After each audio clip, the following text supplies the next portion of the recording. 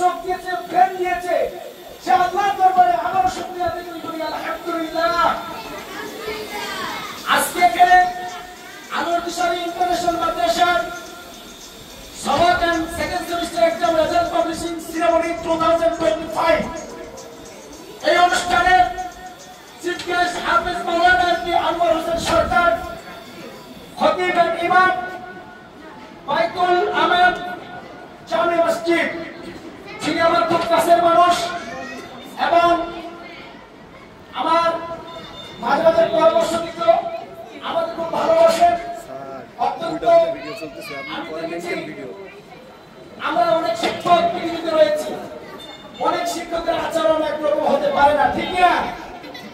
অনেক মসজিদের ইমাম আমি দেখেছি, অনেক মসজিদের ইমাম আমি দেখেছি, আর মসজিদের ইমামের মধ্যে অনেক পার্থক্য রয়েছে, ঠিক না? অনেক বক্তা আমি দেখেছি, বক্তার মধ্যে অনেক পার্থক্য রয়েছে, ঠিক না?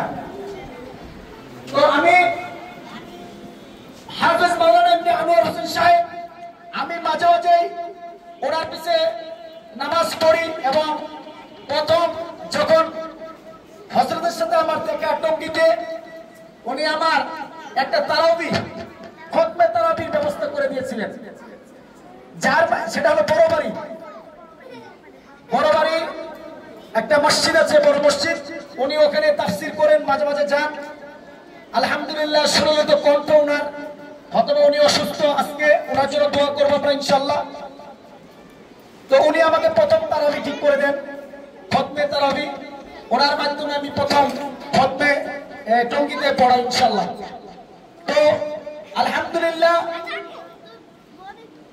আমি আসলে সামনে বলা প্রশংসা করা ঠিক নয়, ইনশাআল্লাহ আমরা দোয়া করব হযরতের জন্য, আল্লাহ তাআলা যেন ওনার হায়াত দীর্ঘায়ু করে এবং ওনার যে অসুস্থতা আছে, যে অসুস্থতা নিয়ে আমাদের প্রতিষ্ঠানে উপস্থিত হয়েছে,